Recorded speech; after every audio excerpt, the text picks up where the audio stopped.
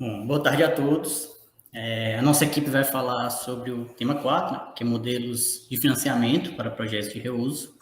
Os 4 integrantes são eu, o Dinarte Cabelo, David Emerson, o Jader e o Matheus. Inclusive, a gente vai apresentar nessa ordem que eu falei.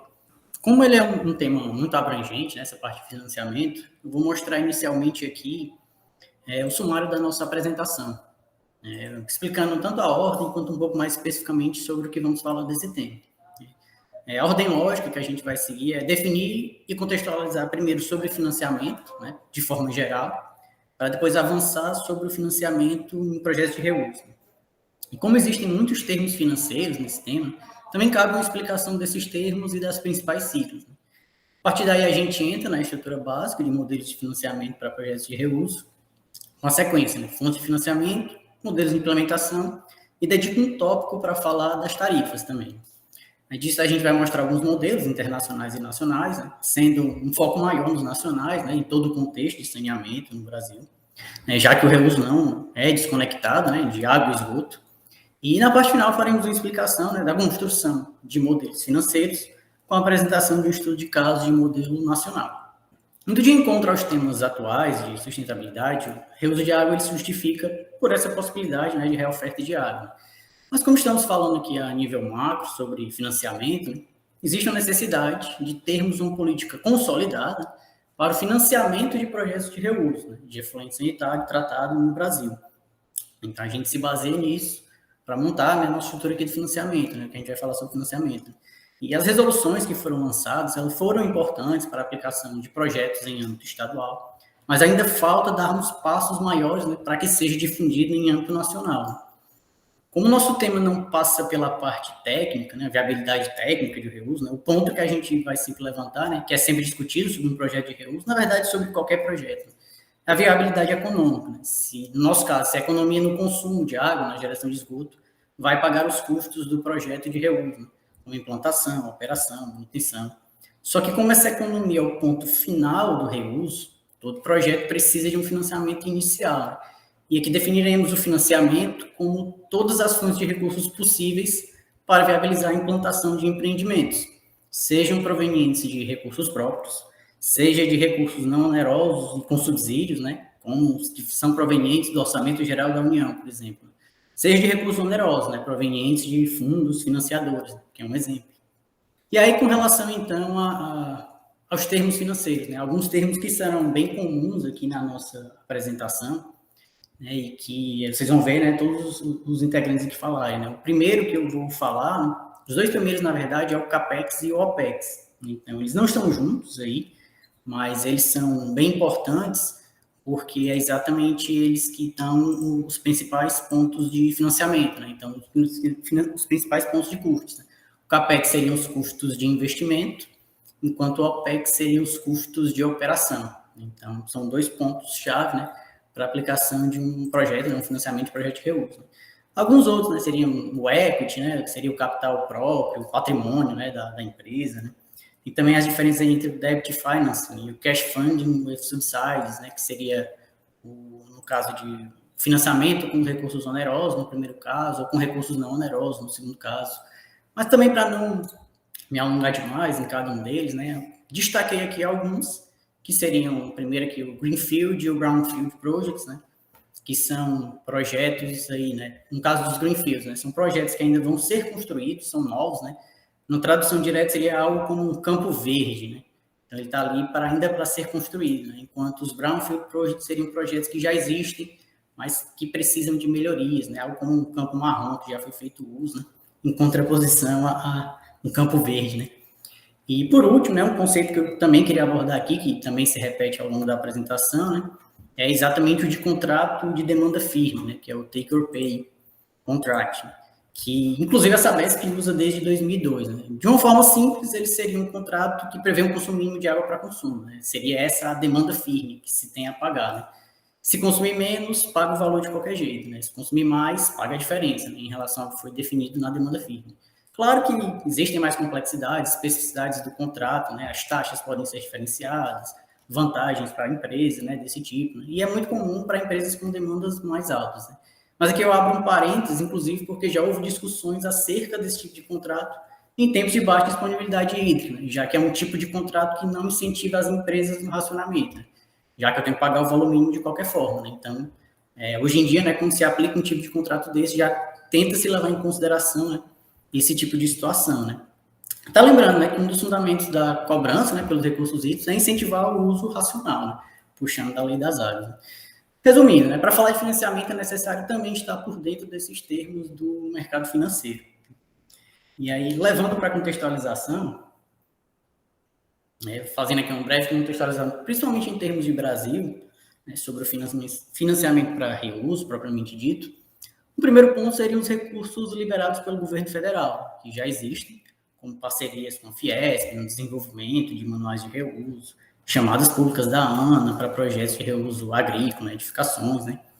Mas logo em contraponto, né, também podemos dizer que não existe um programa do governo federal para financiamento de projetos de reuso em larga escala, né? Tanto que os projetos, né, que eu mostrei nesse tópico anterior, não são considerados de pequena escala, né? É um programa, né, como o Funreágua, né, que tinha o objetivo de apoiar financeiramente projetos de reuso, né? Foi um projeto de lei de 2009, mas que não foi aprovado pela Câmara dos Deputados em 2011, e também foi rejeitado em 2016 pela Comissão de Minas e Energia, né? Ainda estava em trâmite lá. Mas já foi um projeto que não foi liberado, né? Então, existem alguns projetos também em estudo, né, em escalas maiores, inclusive o próprio Ceará tem, a CAGES planeja fazer uso, né, no complexo do PECEM, né? Então, existem outros estados que também planejam desenvolver o reuso em larga escala, mas ainda focos pontuais, né? E aí, apesar de que no segundo tópico, né, eu posso abrir um parênteses, né, para dizer que existem linhas de financiamento com taxas de juros atrativas, né, como o programa Saneamento para Todos, né, que poderiam se enquadrar como um incentivo maior financeiro do governo, né, mas, né, os aspectos tributários ainda não são favoráveis ao reuso, né? Então, existem discussões para a isenção de alguns impostos, como o ICMS, na tentativa de equiparar, né, os impostos de água de reuso com o de água potável, né, que costuma ser bem mais barato, os impostos sobre ela. Um quarto ponto seriam as fontes limitadas, né, de subsídios ou incentivos financeiros aí já em nível local, né, seja para o planejamento de projetos de reusos, ou então mesmo a avaliação técnica, né, a habilidade técnica de se avaliar a viabilidade econômica e financeira dos projetos, né, quando a gente está numa escala menor, onde não tem tanta tecnologia para se verificar isso, né. Mas, como ponto positivo, existe uma iniciativa chamada 2030 Water Resources Group, né, sediada na Corporação Financeira Internacional, iniciou atividades no Brasil em 2017, cujas áreas temáticas de intervenção incluem, né, aumento de disponibilidade para o setor, né, de financiamento no setor de água. Inclusive, o escritório é em São Paulo e tem uma parte no site deles que é dedicada aos problemas de água lá, né? Inclusive, o estresse hídrico foi vivido na última década, nos últimos anos em São Paulo. E como eu estava falando de nível local, dificuldades a nível local, existe um exemplo de projeto subsidiado em nível local por um comitê de bacia, né, um projeto piloto de reuso potável direto, foi em 2016, na bacia do Piracicaba, Jundiaí e Capivari, né, financiado totalmente lá pelo comitê de bacia, né. Inclusive, essa mesma bacia tem outros projetos, né, concursos de políticas públicas voltadas ao reuso de água, né, até um manualzinho deles que faz essa propaganda.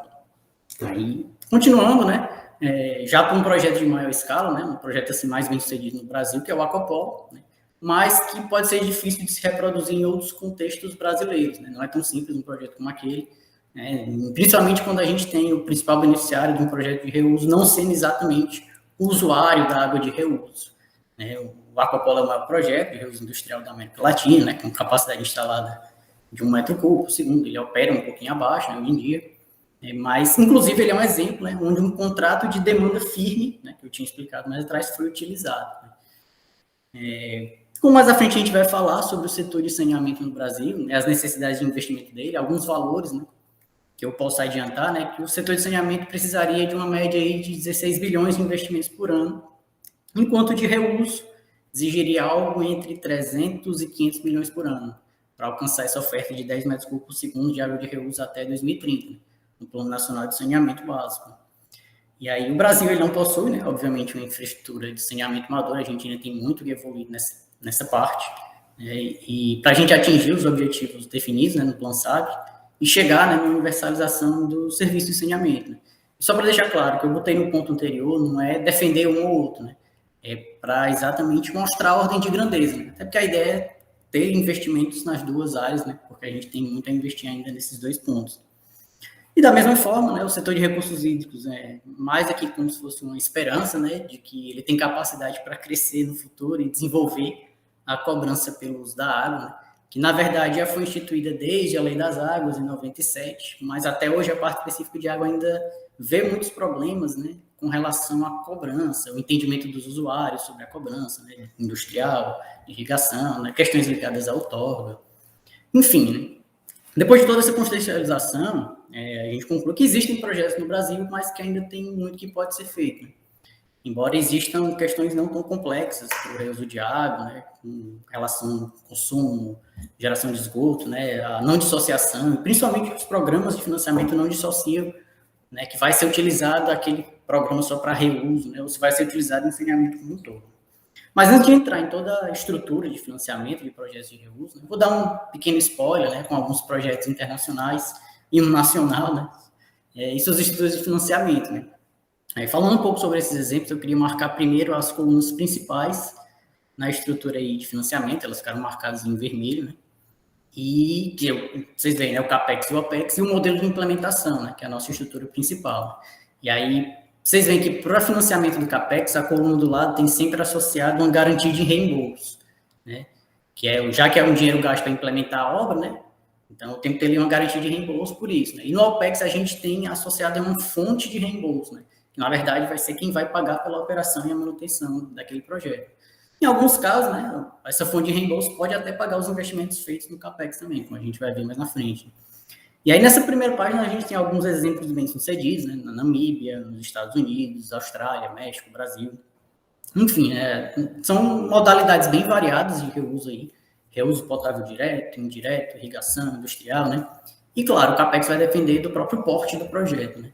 Mas aqui já é importante notar as estruturas de financiamento do CAPEX, né, na coluna dela, que são bem variadas, né? Pode-se utilizar fundos de investimento com subsídios, empréstimo da própria prefeitura local, venda de debêntures, né, ou o próprio fluxo de caixa operacional do sistema, equidade com parceria público-privada, ou com dívidas privadas, enfim, são bem variados os tipos que a gente tem para o financiamento do CAPEX. Né?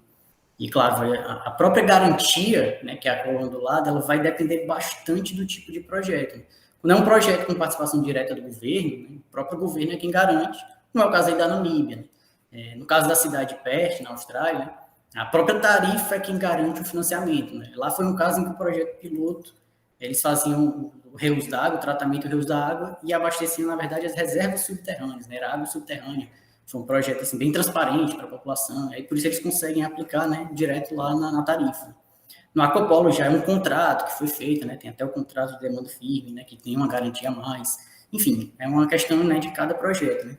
E aí já o financiamento do OPEX ele é mais uniforme, como vocês podem ver. Né. Basicamente, todas aí é o fluxo de caixa operacional quem financia, né, na grande maioria das vezes, né, por meio das tarifas. Né. E aí entra uma parte importante das tarifas nos modelos de financiamento. Elas ganham um destaque maior, né, no financiamento aí dos projetos de reuso. Né. E já os modelos de implementação, que é a última coluna, eles fazem a separação básica de quem vai ser o responsável pela construção, quem vai ser o responsável pela operação. Né. Então, a gente pode ter casos, né, de contratos separados, projetos tradicionais com licitação e construção, modelos de aliança, né, com contrato aí de tempo firmado. Né. Então, um contrato em que a empresa projeta, constrói e opera, que é o que tem o DBO aí. Enfim, a gente tem alguns exemplos. Né. Na outra parte da tabela, na próxima, né, eu destaco mais os projetos com financiamento integral do governo CAPEX, como vocês podem ver. Né? Inclusive, a garantia de reembolso nas 3 primeiras, né, não tem, né, porque foi financiamento integral. Né? Então, existe essa modalidade. Né? E o financiamento do OPEX, normalmente, ele fica, né, sempre no fluxo de caixa operacional. Né? Então, aqui nessa segunda, tem mais 2 tipos de modelos de implementação, né, que seriam aí o projetar, construir finanças, né, que eu vou destacar, e o construir, transferir e operar, né, porque esses modelos que são definidos em contratos, né, muitas vezes a empresa só vai projetar, construir, financiar e ela passa a operação para uma outra empresa ou consórcio. Né? Ou então, se ela opera por um determinado período de contrato, enquanto ela amortiza as dívidas de financiamento dela, né, e depois devolve para o governo, e o governo fica com a operação, por exemplo. Né? Enfim, analisando essas tabelas, né, a gente consegue já concluir que os governos federais eles estão bem presentes na fase de implantação dos projetos de reuso. Então, eles ganham um importância muito grande, um destaque muito grande nessa fase. Né? Enquanto os custos de operação ficam a cargo mais do consumidor por meio das tarifas. Inclusive, isso vai refletir na estrutura básica de desenvolvimento, né, de financiamento de projetos, como vocês vão ver a seguir. Né? E aí já os modelos de implementação são bem variados, porque muitas vezes a construção do empreendimento fica com um responsável, a operação fica com outro, e por aí vai. Pronto, pessoal, eu vou dar entrada nesses modelos de financiamento, né, e os programas e projetos do reuso observado no mundo, que eles vão considerar basicamente os 3 parâmetros: é a fonte de financiamento, a entrega dos serviços de reuso e as tarifas. Pode passar, Matheus. Pronto, como a gente pode analisar, né, nessa margem à esquerda, a ideia de que o investimento federal é tipicamente a primeira fonte de financiamento, justamente para iniciar novos programas de infraestrutura ou novos programas ambientais. Uma vez que esses programas estiverem estabelecidos, né, maduros e economicamente mais estáveis, né, e eficientes para recuperar o que o Ide já havia falado, o CAPEX e o OPEX dos usuários, dos locais do sistema, né, em vez de depender somente dos subsídios federais. Dessa forma, né, ao longo do tempo, os custos vão sendo recuperados de forma gradual, justamente por meio do financiamento dos governos locais. E, finalmente, né, dos consumidores através das tarifas. Né? Idealmente, essa contribuição, né, federal ela era para tender a declinar a zero, pelo menos na prática. Mas em algumas infraestruturas, né, que, principalmente em países que tem um poder financeiro menor, isso acaba não acontecendo. E aqui, na outra tabela, né, no outro gráfico, à direita, nós temos as fontes de financiamento, né? Federais, fontes locais e o financiamento pelo consumidor. Aí, como a gente pode ver, as federais têm os subsídios, as garantias, nas taxas locais e usuários. É o que eu vou falar um pouco sobre cada um. Aí essa questão dos subsídios federais para reuso e saneamento são comuns em todo o mundo, dependendo apenas do estágio de desenvolvimento dentro de um país. Por exemplo, né, os subsídios federais dos Estados Unidos, Austrália e Europa foram drasticamente reduzidos nas últimas décadas. Porém, muitos projetos e regiões do setor de saneamento, incluindo justamente o reuso, ainda se beneficiam de uma longa história desse apoio financeiro federal. Já no quesito garantia, né, de empréstimo, é nada mais, como também eu já havia falado, nada mais que uma promessa para o credor de que um empréstimo sob propaganda federal, se ele for inadimplente, o governo federal vai honrar a garantia, justamente comprando o empréstimo do inadimplente. E essas taxas locais, né, que equivale justamente ao imposto predial territorial, IPTU, as taxas do usuário, cobrança pela água e outros encargos, e potencialmente de outras fontes também. Pronto, ainda dentro dos modelos de implementação, né, o projeto de reuso, eles podem ser implantados e operados através das empresas de saneamentos públicas, né, ou iniciativas privadas. Essa parceria APP, essa parceria público-privada, refere-se a um contrato firmado entre o poder público e a iniciativa privada, permitindo ou facilitando a entrada de capital privado, que seja remunerado pela venda do serviço final, né, prestado, e que é de grande importância nos casos em que os recursos públicos são insuficientes para a implantação da infraestrutura necessária da oferta de serviço. Em comparação com os modelos tradicionais de privatização, né, o setor privado assume o papel, né, de maior no planejamento, no financiamento, no projeto, na construção, operação e manutenção das instalações públicas, possibilitando os ganhos de eficiência na prestação desse serviço. Pronto, aí aqui tem um exemplo, pessoal, que eu vou pedir aqui um relato a vocês, que era justamente o que, para implementar esse projeto, a Conab optou por um acordo de financiamento, com um contrato tipo BOT, com 49% dos custos da construção do projeto financiados pela Fonandim, um fundo de desenvolvimento do governo federal, e os outros 51% foram financiados pelo contratante. A ideia disso, né, tinha 20% de participação, 31% com crédito no Banco Nacional de Obras Públicas e Serviços. Aí o contrato, nesse quesito é de 25 anos, assinado com o contratante inclui, né, 3 anos para a construção da usina e 22 anos de operação e manutenção, com a opção de ampliar o contrato de operação e manutenção sob novas condições, desde que sejam mutuamente acordadas. Pronto, aí aqui tem a questão das tarifas, que é o que eu vou falar sobre cada uma delas. Tem a tarifa de recuperação total, que justamente é o custo unitário do serviço, custo sobre volume, cobrado para recuperar os custos do capital amortizado, assim como os custos anuais. Tem a tarifa com base no mercado, que é estabelecida por base na disposição de pagamento de um cliente ou de uma comunidade e não tem relação direta com o custo unitário do serviço.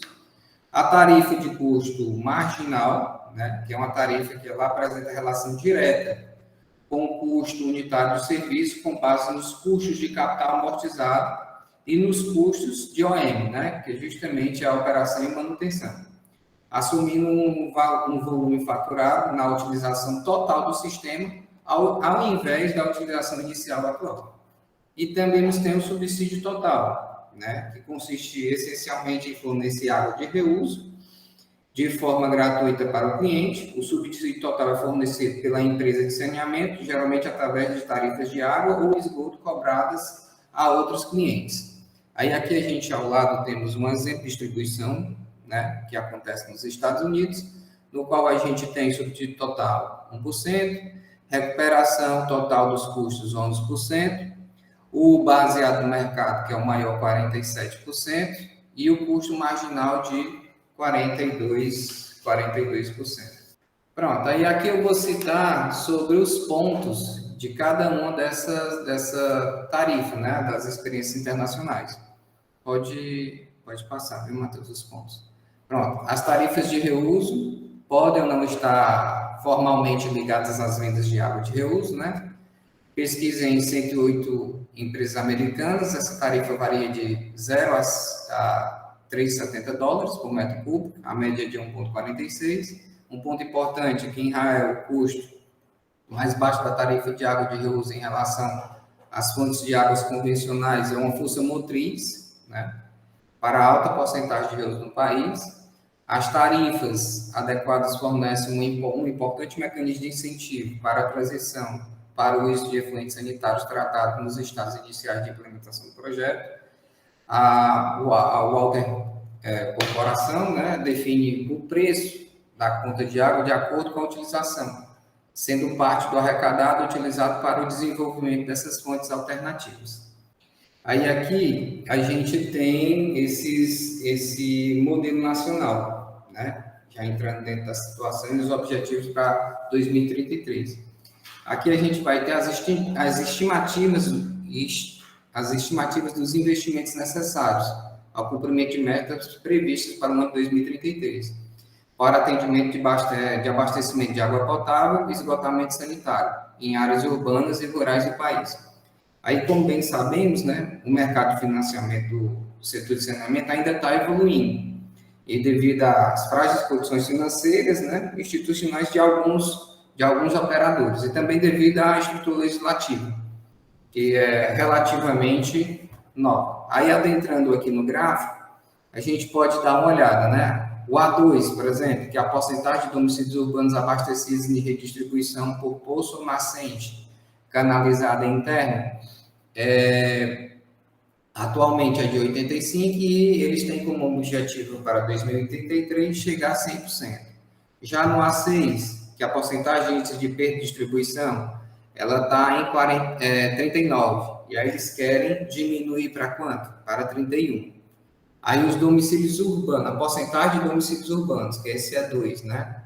Servidos por rede coletor ou fossa séptica, ela hoje atualmente é de 75%, eles têm como objetivo chegar aos 93%. E o E4 é o tratamento de esgoto coletado, que hoje é em torno de 53%, e tem como objetivo para 2033, 93%. Pronto. Aí aqui a gente tem, como o Gil já até falou, a questão dos investimentos necessários no saneamento do Brasil para essas metas elas serem, como é que se diz? Elas serem atingidas, né? No norte é de 12 milhões, no outro 33 milhões, nordeste, sudeste, sul e centro-oeste. Aí a gente tem aqui como as principais fontes de recursos, né? Tem os recursos próprios e aportes dos entes públicos nos prestadores de serviço, os subsídios, né? Ou recursos não onerosos, que são derivados das leis orçamentárias da União, transferências voluntárias, contratos de repasse e convênio. Tem assistência financeira, proveniente de fontes como a FGTS, o Programa de Saneamento para Todos, o FAT, os Fundos de Investimentos Imobiliários, entidades internacionais e a própria captação do mercado. Pronto. Aí aqui, pessoal, a gente tem, em termos agregados, né, o que esse gráfico ele vai nos sugerir? É que cerca de 50% do CAPEX é feito com recurso próprio, 30% do CAPEX foi feito com financiamento com recursos onerosos, empréstimo da Caixa e BNDES. Cerca de 15% do financiamento foi feito com recursos não onerosos do orçamento da União. E os outros recursos de financiamentos, eles são oriundos de bancos privados, instituições financeiras, que ela até tendem a zerar. Tais como o Banco Mundial, o BID, cerca de 5%, e os outros programas do governo discutidos, que a gente vai discutir nas próximas sessões. Pode passar. Pronto.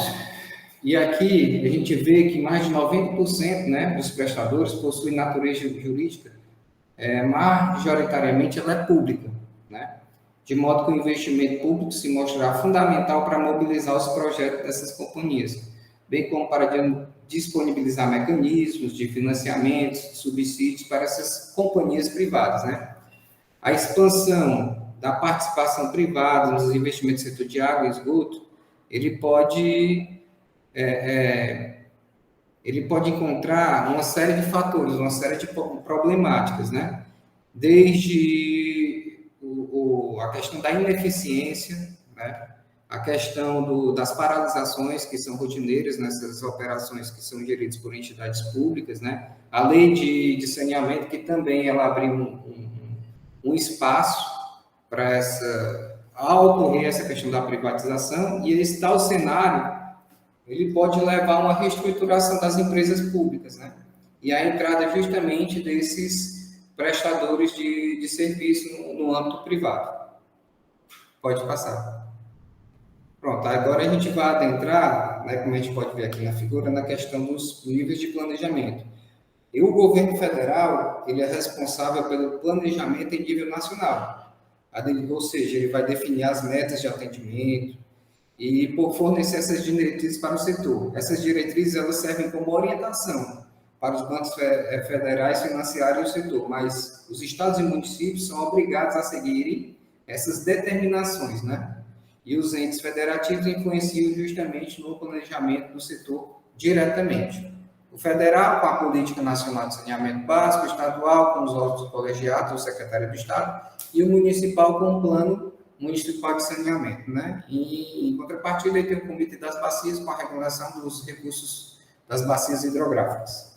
Pronto. Aí, e o método específico, né, de reequilíbrio, ele considera o tipo de regulamentação do contrato, que justamente é possível identificar dois modelos regulatórios, principais das concessões. O primeiro é a regulação baseada na empresa, que é aplicável a empresas regionais como Sabesp, Sanear, Copasa e Anatins. E o segundo modelo é a regulamentação baseada no contrato, que é justamente o que essa tabela está apresentando, que é um modelo regulatório aplicado nas concessões. Tem aqui os critérios para equilíbrio, parâmetro, a distribuição de risco, a proposta comercial, o fluxo de caixa marginal e a regulamentação que vai ser baseada, né? Que isso pode ser estabelecido em contrato, no plano de negócio regulatório ou na própria WACC. Pronto. Aí a definição desse plano, né, de negócio do WACC, ela está baseada no Plano Municipal de Saneamento, na revisão ordinária e no ajuste de tarifa. Como é que se dá essa questão do plano de saneamento? Cada município vai definir suas metas a cada 4 anos. Na revisão ordinária, a empresa apresenta sua proposta de plano de negócios para os próximos 4 anos. O regulador analisa e aprova o plano de negócio regulatório, incluindo os custos CAPEX, né? E as receitas com ciclo regulatório. O regulador aprova uma tarifa única para todos os municípios regulados. Aí, dentro desse ajuste da tarifa, né? O reajuste ocorre de forma anualmente, justamente para tentar neutralizar esses efeitos da inflação. Pronto, aí a gente tem uns pontos para trocar dentro das tarifas, né, voltado já para o nosso âmbito nacional. O Brasil, né, os serviços de água e esgoto são tipicamente cobrados usando a característica da tarifa. A maioria dos operadores cobra a tarifa mínima, né? O valor mais comum é de 10 minutos por mês e sempre tem essa questão da revisão tarifária, que ela ocorre anualmente. Pronto. Aqui a gente vai ter a questão do impacto das distorções tarifárias no reuso, né? Como é que se dá esse impacto? Tem que ser levado em consideração a disponibilidade normal, se há incentivos para investir em reuso ou permitir uma operação no mercado. Lembrar que o abastecimento dos clientes industriais é importante na receita para o operador. O que é isso, né, pessoal? Ou seja, é que uma estrutura tarifária e uma disponibilidade hídrica normal, os operadores de saneamento podem não encontrar incentivo para investir em reuso de água ou permitir, né, que o mercado de reuso seja operado por terceiros. Por quê? Porque justamente levando em conta esse terceiro tópico, já o abastecimento dos clientes industriais eles vão representar uma importante receita para o operador. E aqui ao lado a gente tem a questão dos custos, né, em média, mês de cada uma das tarifas, seja água, seja esgoto, e a sua precificação, né, de 0 a 10, de 11 a 20, de 21 a 50 e acima de 50. Bom, pessoal, dando continuidade à apresentação, a gente vai adentrar agora acerca da avaliação e desenvolvimento de modelos financeiros. E para a gente entrar nesse assunto, para que a gente possa trazer isso para o nosso tema, para a temática de reuso, é necessário que a gente faça um apanhado acerca da modelagem financeira, do qual é o seu objetivo, por que deve ser aplicada a modelagem financeira e como ela vai se adaptar dentro do contexto que a gente está aplicando na apresentação da nossa disciplina. Então, diferentemente da contabilidade, o que a contabilidade faz? Ela permite compreender as demonstrações financeiras históricas dentro da empresa. A projeção, ao contrário, ela demonstra a possibilidade de explorar, de ver de forma ampla, como a empresa, ou um empreendimento, ou um projeto, ele vai se comportar sobre sobre diferentes premissas. Então, eu tenho diferentes situações e eu quero ver como esse empreendimento, como esse projeto vai se comportar. Dessa forma, eu consigo melhorar a minha tomada de decisão, a base, o conjunto de fatores que possam permitir que os acionistas, que as pessoas que vão entrar com dinheiro para investir em um determinado empreendimento, possa tomar decisões operacionais, decisões de investimento, e essas decisões de financiamento. Então, a construção desses modelos que contemplam DRE, que a gente já discutiu anteriormente na apresentação, e vai continuar discutindo, que é a demonstração do resultado de exercícios, fluxo de caixa e balanço patrimonial, ela vai permitir que os acionistas, que as pessoas que vão injetar dinheiro, financiar, possam avaliar os melhores impactos e as melhores decisões a serem tomadas. Então, contextualizando, né, como eu posso observar a modelagem financeira? Ela nos traz a capacidade de visualizar decisões operacionais de investimento e de financiamento como um todo, interagindo para impactar os resultados no futuro. É uma disciplina de gestão que tem esse objetivo de prever o desempenho financeiro de um determinado negócio, de uma determinada empresa ou de um determinado empreendimento. E essa visão, ela é baseada no desempenho histórico da empresa e em pressupostos do futuro. Isso é muito importante, a gente vai discutir ao longo da apresentação sobre alguns fatores que a gente pode prever ou não, e como a alteração deles pode modificar o desempenho. E por isso, a necessidade de uma modelagem financeira cada vez mais precisa. Então, para isso, a gente requer esse balanço patrimonial, a DRE, que é o demonstrativo de resultados do exercício, e o fluxo de caixa. Pode passar, Matheus. Nesse segundo slide, vocês podem ver a característica da modelagem financeira, né? Por que ela tem que ser aplicada? Eu consigo ter uma visão ampla na avaliação de impactos, tomada de decisão, uma visão panorâmica e uma estimativa de investimento. E essa é uma das características principais. Ela é eficaz por ser integrada. Então, eu tenho esses 3 relatórios, o demonstrativo de resultado de exercício, que é a DRE, o fluxo de caixa e o balanço patrimonial, eles são modelados de forma integrada. Então, as relações e interligações de vários itens específicos acabam mostrando como essas alterações vão ocasionar no todo. Então, sendo assim um modelo extremamente poderoso, que ele acaba permitindo toda essa visualização de como uma ação impacta no todo de uma forma mais consistente e precisa. E como dito anteriormente, para garantir essa consistência, essa precisão da modelagem financeira e a consolidação das informações, é necessário o uso de ferramentas adequadas para cada projeto. No tangente a projetos de reuso, eu tenho observado nos trabalhos que eles ainda continuam utilizando muitas planilhas eletrônicas, mas quando a gente fala de modelagem financeira, tudo isso é atrelado muito ao mercado financeiro, né? Em relação ao investimento de acionistas, bolsa. E aí, nesse grupo de pesquisa, existem já as chamadas fintechs, né, que são startups de tecnologia, que desenvolvem softwares para modelagem financeira, mas isso já é em outra área. Na área do reuso, ainda se usa muito planilhas eletrônicas como ferramenta mais utilizada, né, da modelagem financeira. Pode passar, Matheus.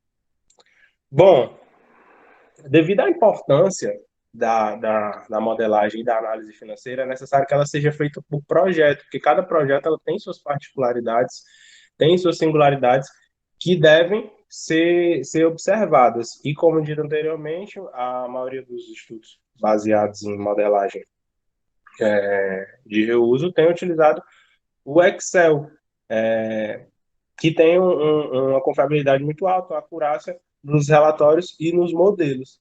Então, o objetivo é avaliar as estimativas, as tarifas, como o David estava falando na apresentação dele, e o potencial de um modelo financeiro aplicável a um determinado projeto de reuso em diferentes cenários, com essa finalidade de estimar a tarifa, os diferentes cenários, utilizando as premissas, metodologias e esses algoritmos de suporte que vão ajudar na implementação, na visualização preliminar da viabilidade ou não de determinados projetos e suas abordagens de financiamento. Bom, quanto à construção do modelo financeiro, geralmente a primeira coisa que é realizada é um levantamento sobre os dados financeiros, e isso se assemelha muito a todas as modelagens, um levantamento histórico. Mas quando você trata sobre reuso, a primeira análise que é feita é a análise da taxa interna de retorno, que aqui a gente vai chamar de TIR, ou TIR, que ela é feita analisando as condições de receitas dos projetos de reuso e como eles vão recuperar o investimento total. E aí, quando eu falo de investimento total, eu estou falando de engenharia, de construção, de custos operacionais, de planejamento. Então, aqui a gente está usando no slide um período de 20 anos, que é o período que geralmente é utilizado nesses projetos. O trabalho que utilizamos como base de estudo, ele teve como objetivo um 10% para a taxa de retorno interna do projeto e 30% para a taxa de interna de retorno do patrimônio. E aí ele vai discutir acerca de que a estimativa dos custos de um projeto, ela é muito simples, porque existem dados de operação, de construção de operação, que a gente pode levantar com acurácia. Então, existem algumas incertezas que vão afetar pouco, de maneira não significativa, mas a maioria consegue ser levantados com acurácia. O grande desafio é estimar as receitas do projeto, que eu até estava discutindo no slide anterior, porque eu tenho que ter dados de desempenho de performance do futuro, né, da futura provedora de serviço.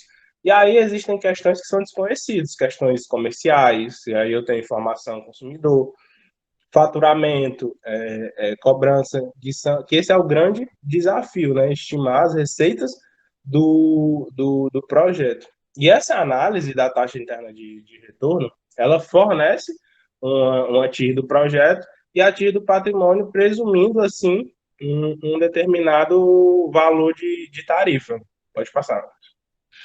Aqui nesse slide, é apenas para vocês verem os inputs do modelo, né, os dados de entrada do modelo aqui nesse dashboard, que eles são variáveis e eles vão ser os guidelines para o cálculo do TI. E eles são modificados pela analista do projeto, que a gente vai discutir um pouco mais na frente. Como dito anteriormente, o período, geralmente, o horizonte, quando ele fala de horizonte, ele não fala para o tempo de operação, mas para o tempo de retorno do financiamento. Quanto é que ele vai se pagar, né? Quanto é que ele vai voltar? Geralmente é de 20 anos. E aí, dependendo de algumas variáveis, o próprio analista do projeto ele pode modificar as variáveis, tentar adaptá-las para que ela fique nesse prazo médio de 20 anos. Bom, acerca de premissas, né? O que são as premissas dentro da avaliação e desenvolvimento dos modelos financeiros? Elas são variáveis e estão principalmente atreladas a variáveis financeiras e econômicas, e elas estão sempre agrupadas com outras previsões. Progressão da tarifa ao longo de avaliação, porque eu tenho um horizonte de 20 anos e essa progressão essa tarifa pode não ser estável durante esse período de tempo, além de que elas também estão atreladas as premissas aos custos operacionais.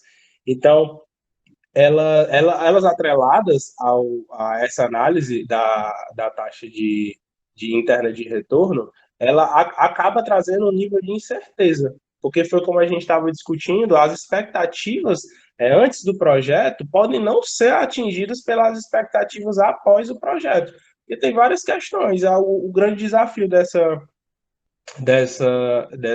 incertezas, né, de estimar a receita do projeto, por conta dessas questões que são desconhecidas. Pode passar, Matheus. E aí, os custos de um determinado projeto de reuso, ele é feito na moeda local ou em dólares americanos, utilizando o ano base. No caso, se fosse realizado esse ano, a gente ia utilizar, se fosse utilizando dólares americanos, dólares 2022, visto que o custo e os benefícios têm que ser incorporados para o cálculo da taxa interna de retorno. Então, dessa forma, como é que funciona o cálculo da taxa interna de retorno? É uma soma estatística ao longo do horizonte do projeto. Então, é a taxa de desconto, onde as receitas do projeto vão ser descontadas e vão se igualar aos custos descontados.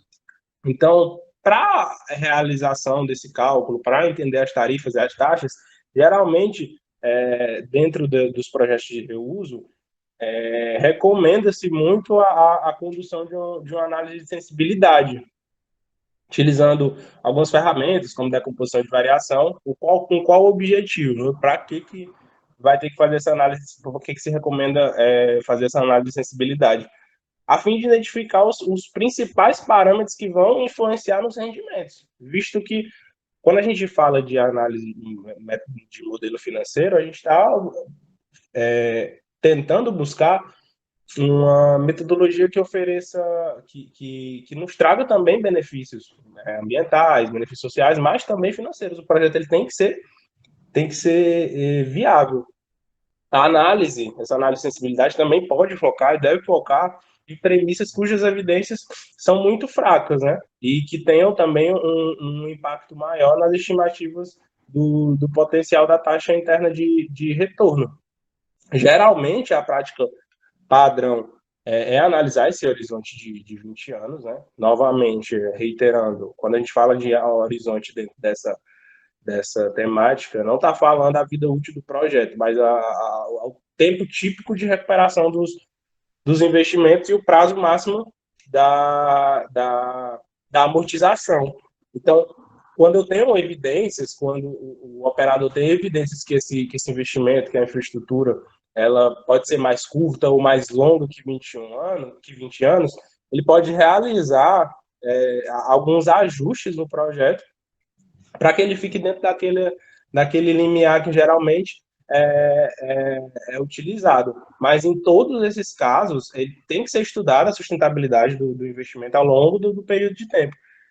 E trazendo também algumas variáveis atreladas à premissa, incluindo a probabilidade de necessidade de manutenção.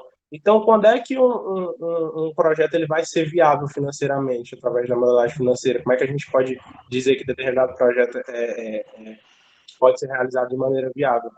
Ele tem que atender à meta da taxa interna de retorno, de projeto e de patrimônio. Alguns consideram a ausência de imposto de venda, subsídio e fontes administrativas, fontes de assistência administrativa. Bom, acerca dos benefícios financeiros e benefícios econômicos, né, são nomes similares, a gente pensa que é quase a mesma coisa, mas tem grandes diferenças, a gente vai ver nesses próximos slides. Eu tenho essas variações do nível de recuperação do custo, elas vão ser incorporadas ao modelo, que vão auxiliar o desenvolvimento de políticas e tomadas de decisões relacionadas ao subsídio em relação a determinadas tarifas. Então, podem ser utilizadas diversas estratégias de financiamento. Uma das que foi observada no levantamento bibliográfico é a utilização do programa de despoluição de bacias hidrográficas, no qual a empresa de saneamento ela entra em um contrato, que esse contrato vai ser baseado em incentivos, e ela só vai pagar após o início da operação do empreendimento.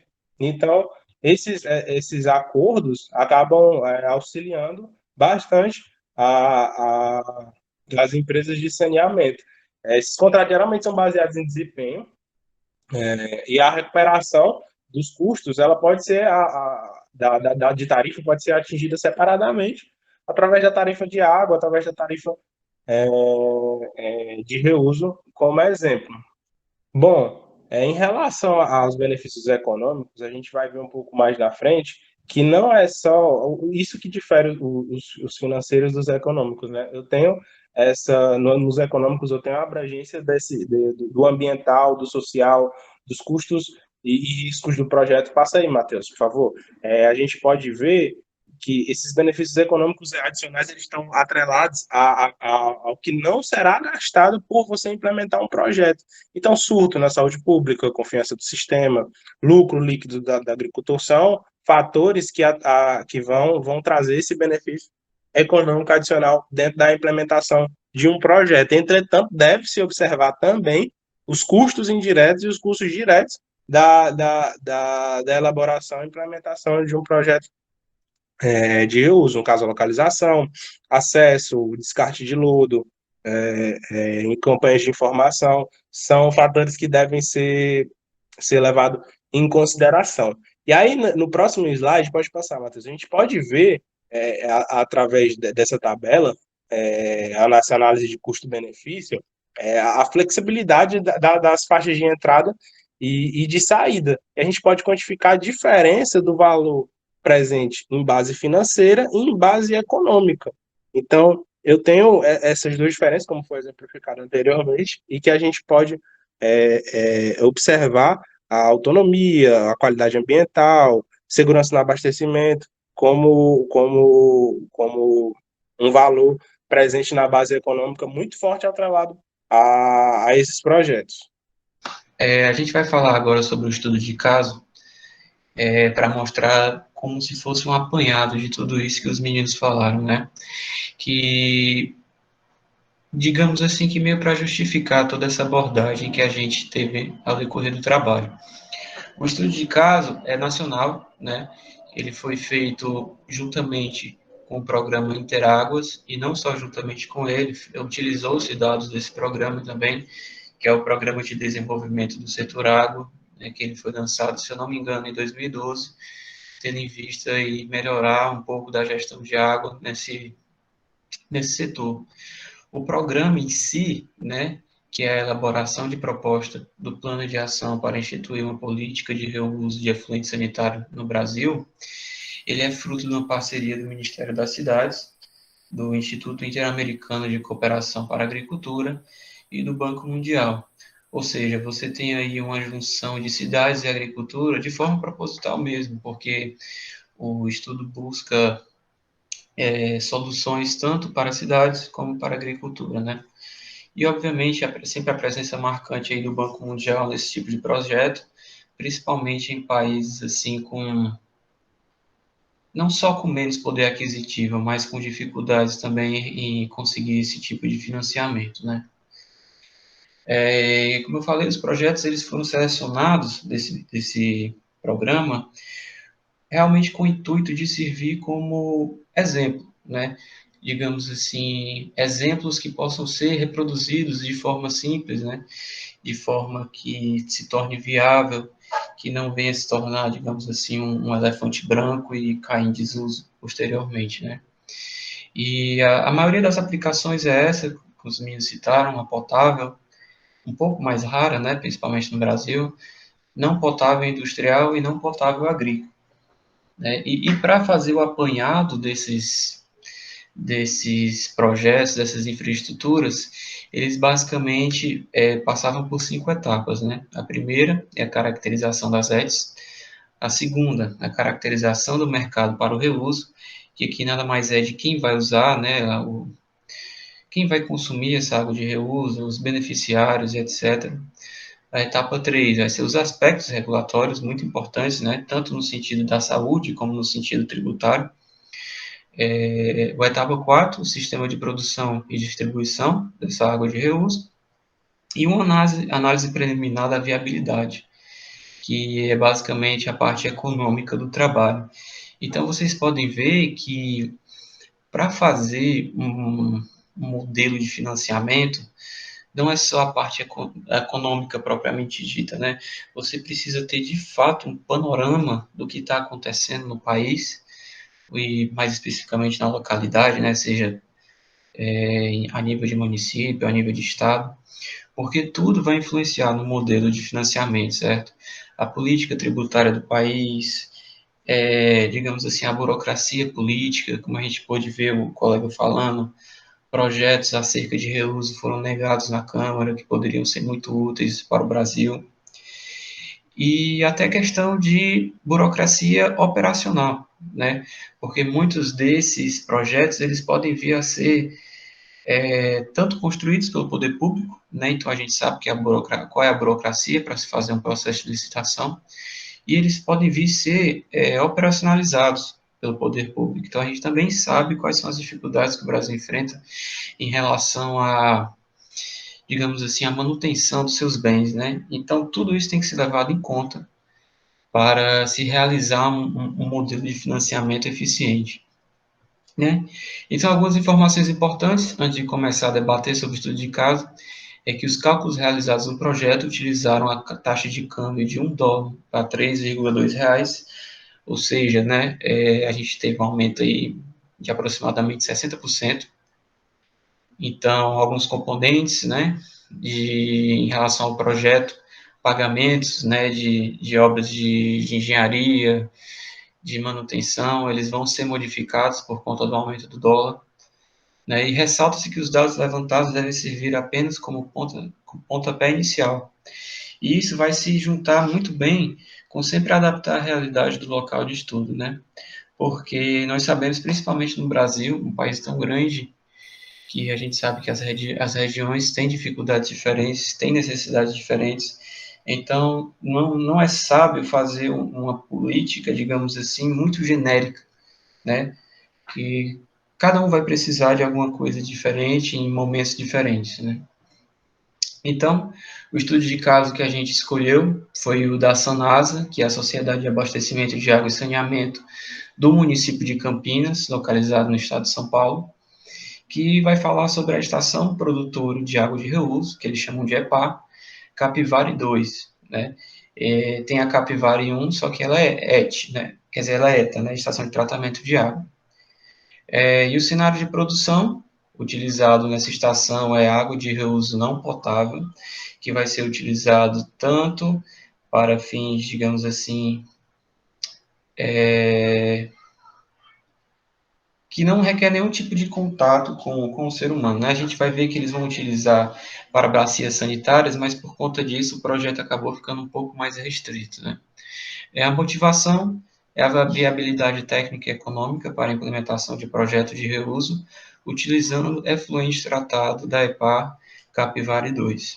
E a finalidade, suprir usos não potáveis do aeroporto de Viracopos, que é um aeroporto que fica localizado em Campinas, e a vazão restante seria enviado para um centro de reservação para uso industrial, que é um campo de indústrias que tem ali na cidade de Campinas, que toda essa água, né, sobressalente seria enviada para esse centro de reservação para enfim, os diversos usos das indústrias, né? Ressalta-se que esse projeto, né, ele não é conceitual, ele existe de fato, nessa época ele já existia, então eles tiveram como base valores reais, né, e situação real mesmo, né? Porque muitos desses projetos podem ser só fictícios, né, digamos assim, prevendo, né, você tentando chegar a um cenário ideal, mas aqui já existia de fato. E como a gente pode ver a caracterização da ED, que ela possui uma capacidade de tratamento instalada de 365 litros por segundo, um volume médio atual, né, que eles não utilizam 100% da capacidade, é de 250 litros por segundo.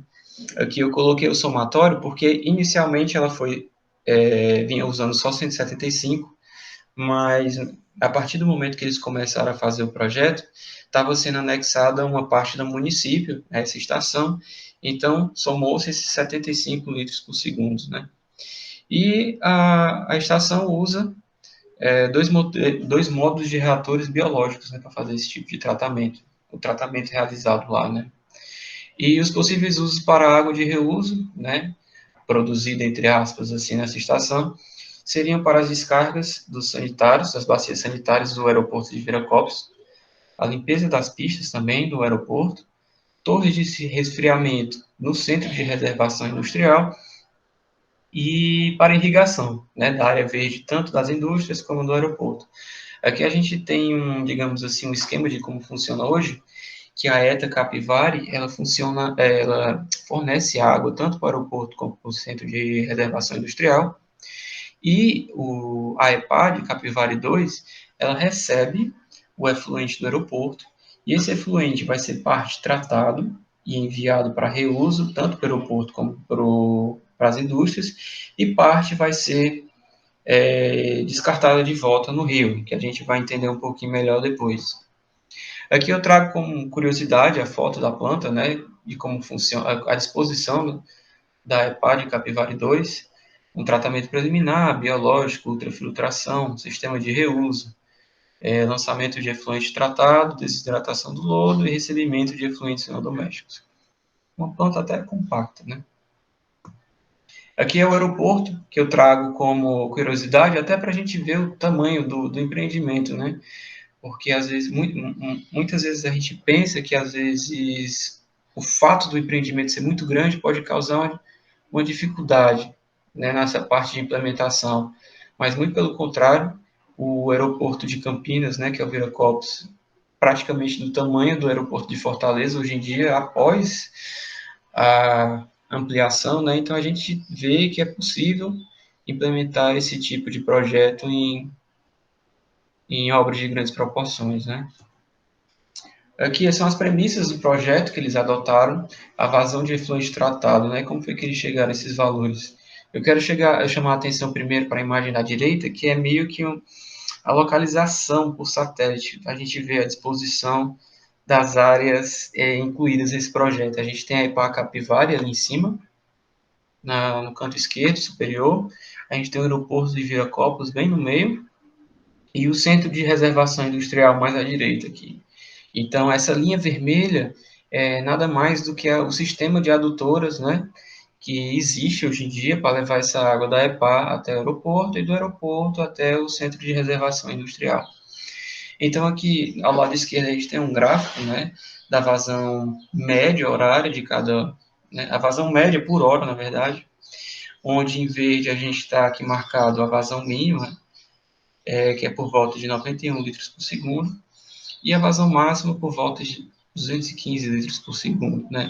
Isso aqui é importante para saber o tanto de, digamos assim, a capacidade de produção dessa estação de águas de reuso, né? Então, você tem que estar sabendo quanto de efluente entra nessa estação para saber o quanto pode ser produzido e o quanto deve ser retornado para o corpo hídrico. A segunda premissa é a vazão disponível para reuso e demanda de água de reuso não potável, né?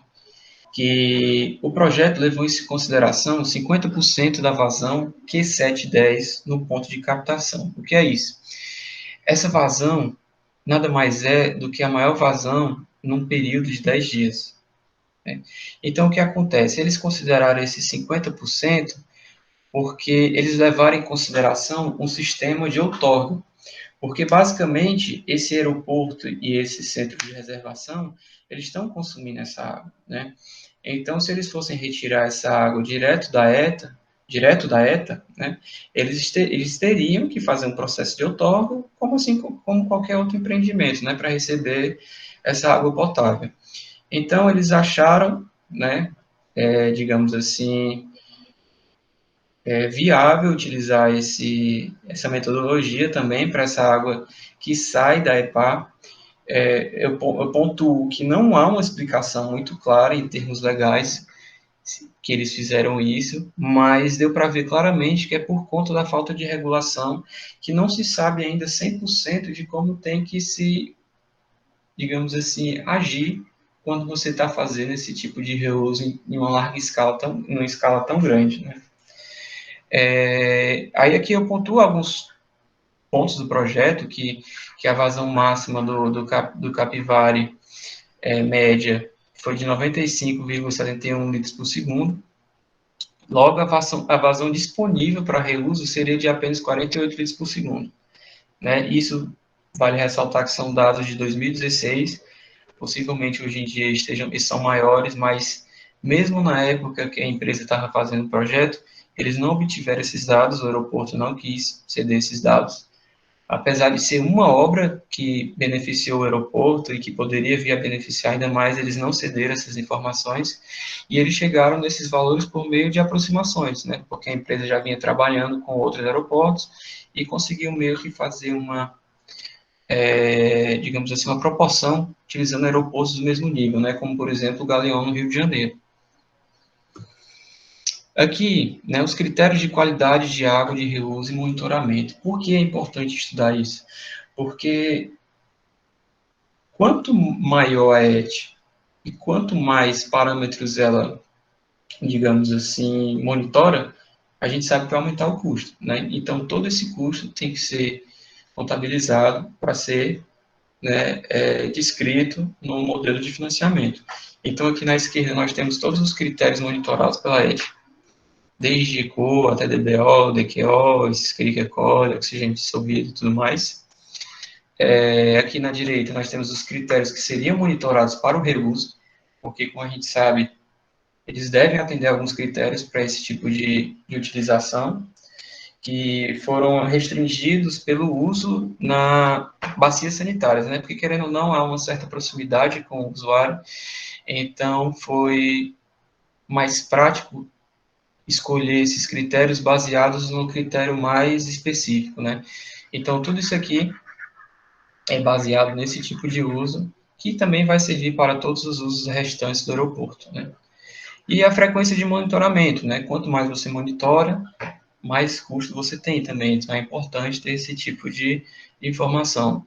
Então, eles vão desde semanalmente, mensalmente, continuamente, e na indústria, mensalmente, né? Então, nós temos as instalações de produção e distribuição de água, muito importante também, que a instalação Porque o que acontece? Essa ET, essa EPA, na verdade, antes ela era só uma ET. E para chegar a esse nível de EPA, ela teve que, por exemplo, instalar um sistema de desinfecção. Então, ou seja, né, dependendo do porte das coisas que são utilizadas dentro desse sistema, mais custo. Então, Eles consideraram o sistema de produção, o sistema de distribuição e o sistema de reservação. Tem 2 sistemas de bombeamento, um do AIPA até o aeroporto, que é onde parte da água vai ficar reservada, que aí entra em conjunto com o reservatório de água de reuso 1, que é justamente o que fica localizado no aeroporto. O sistema de bombeamento 2, que é para pegar essa água excedente do aeroporto e levar até o centro de reservação industrial, que também vai estar conectado com o reservatório de água de reuso 2, que é a que fica lá no centro de reservação industrial. E aqui nós entramos no custo, né, CAPEX e OPEX, o custo de investimento, né, as estimativas de investimento, as estimativas de custo de operação, que, mais uma vez, esses dados, alguns deles não foram fornecidos, então a empresa teve que fazer algumas estimativas, baseado já em digamos assim, em informações prévias de outros trabalhos. Como a gente pode ver,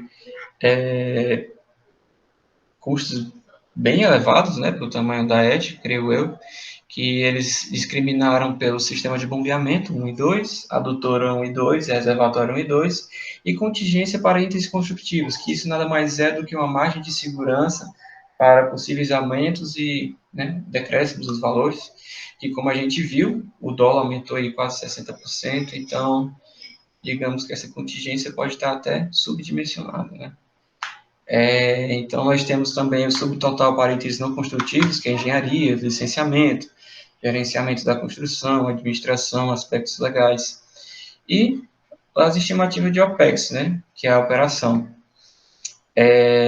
O custo operacional do sistema de desinfecção, que teve que vir a ser instalado posteriormente, a energia do sistema de bombeamento, a manutenção das bombas e a limpeza dos reservatórios, né? Ressaltando que tudo isso é na tentativa de criar um cenário para que possa ser reproduzido em outras cidades, em outras situações, né? E conclusões preliminares do projeto é que, por meio desses custos que eu apresentei, né, aqui nesse slide, e eles conseguiram chegar num custo anual para água de reuso não potável por volta de R$ 1,19 por metro cúbico, que é um valor, digamos assim, que eles usaram a palavra que vem a tornar o projeto viável, né, a reprodução do projeto viável, porque como a gente pode comparar com as taxas que são cobradas com água potável, eram de R$ 7,00 para a residência e R$ 15,00 para a indústria, certo? Mas por que comparar potável com não potável? Porque o aeroporto e o centro de indústrias, eles utilizavam água potável, mesmo para usos que não necessariamente precisassem dessa água, né? Então, a empresa considerou justa essa comparação, até como forma de incentivo. Eles, né, ao invés de pagar, por exemplo, R$ 15,00 por metro cúbico, eles viriam a pagar algo um pouco maior, né, do que 1,19, porque isso aqui, digamos assim, seria o suficiente para deixar no zero, né, pagar tudo que foi gasto, tudo que foi investido. E os benefícios para esse tipo de projeto é a fonte segura de água para o aeroporto e área industrial, a preservação de até 1,5 milhão de metro cúbico ano de água potável, que vai deixar de ser usada tanto no aeroporto como no centro de indústrias, e o custo anual de metro cúbico abaixo do preço praticado no mercado de água potável, né? Aqui os potenciais impedimentos são a questão da outorga, que tanto na parte burocrática como na parte de entendimento deles, né, se é legal ou não, a parte de licenciamento, questão de licenciar a obra toda, e variações na tarifa de água não potável devido a incertezas técnicas, né? Então, aqui já não é só em relação ao projeto apresentado, na possível reprodução dele, porque quando você vai conceber um projeto, né, querendo ou não, por mais preciso que seja, vão ter incertezas técnicas, financeiras e tudo mais. Então, são coisas que precisam ser levadas em consideração antes, né, de tocar o projeto em diante. E aqui, né, como a gente pode ver, digamos assim, um resumão do projeto que foi apresentado, eu chamo a atenção para a faixa de tarifa mínima, que seria o valor ideal para ser cobrado, né, por essa água de uso não potável, que chegou por volta de 2,49 e 3,86, isso já levando em consideração todas as incertezas possíveis. Então, a gente vê ainda que é cerca de 50% menor do que, na verdade, é a metade, né, da taxa praticada para a residência e bem menos ainda do que a taxa praticada para o uso industrial. Os principais beneficiários do projeto, obviamente, a indústria e os usuários do aeroporto. Aqui eles consideram também municipalidade e consumidores em geral, pelo fato de ter uma água que está deixando de ser utilizada, logo aumenta a segurança hídrica e logo o município, a região consegue ficar mais, digamos assim, forte contra a escassez hídrica, né?